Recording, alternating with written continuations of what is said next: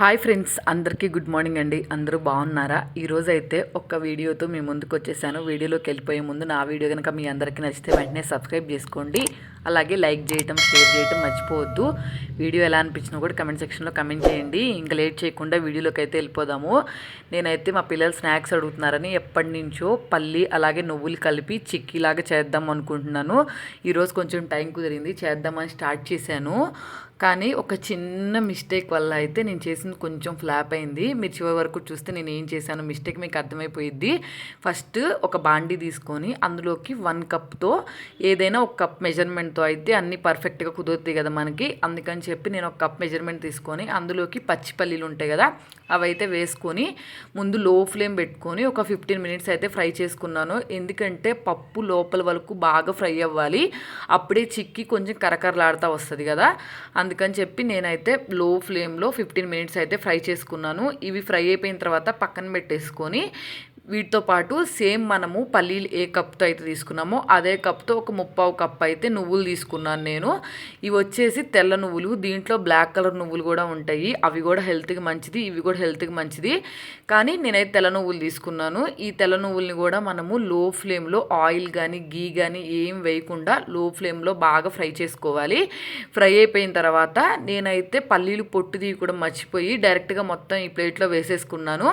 మీరేం చేస్తారంటే పల్లీలు పొట్టు తీసిన తర్వాత నువ్వులు పల్లీలు అయితే 2 మిక్స్ చేసుకోండి. నేనైతే పల్లీలు విడగొట్టి అలాగే పొట్టు తీసేసి అన్నీ బాగా నీట్గా చేసుకొని పక్కన పెట్టేసుకున్నాను.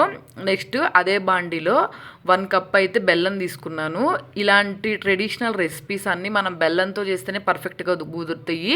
అదే నార్మల్గా చేసామనుకో అసలు అట్టర్ ఫ్లాప్ అయిపోయింది అనమాట. అందుకే బెల్లం తీసుకున్నాను. బెల్లం అయితే ఫస్ట్ కొంచెం వాటర్ వేసుకొని కరగబెట్టుకొని గడ్డలు, రాళ్ళు, ఇసుక ఇట్లాంటివన్నీ ఉంటాయి కదా, అవన్నీ స్టెయిన్ చేసేసుకొని మొత్తం వడకట్టుకొని మళ్ళీ అదే బాండీలో వేసుకొని నేనైతే పాకం అయితే రానిచ్చుకుంటున్నాను.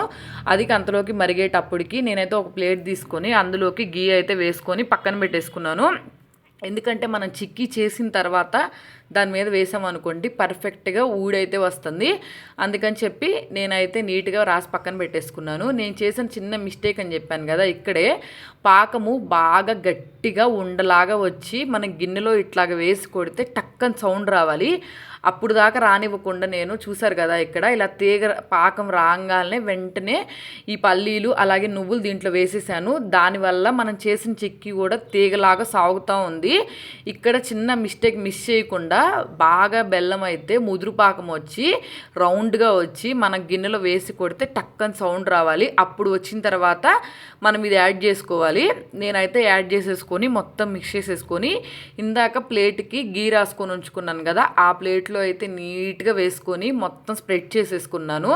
మీరు ఒక స్పూన్తో స్ప్రెడ్ చేసుకోండి, లేదు బాగా వేడిగా ఉందనుకుంటే ఏదైనా గ్లాస్ వెనకాల నెయ్యి రాసి దాని మీద ఇట్లా ప్రెస్ చేసామనుకోండి పర్ఫెక్ట్గా అయితే వస్తుంది. నేను చేసిన ఈ చిన్న మిస్టేక్ వల్లే మనం తింటున్నప్పుడు కొంచెం బంకలాగా సాగుతున్నట్టు అనిపించింది. అదే పర్ఫెక్ట్గా చేసినట్టయితే చిక్కీ అయితే చాలా పర్ఫెక్ట్గా వచ్చింది.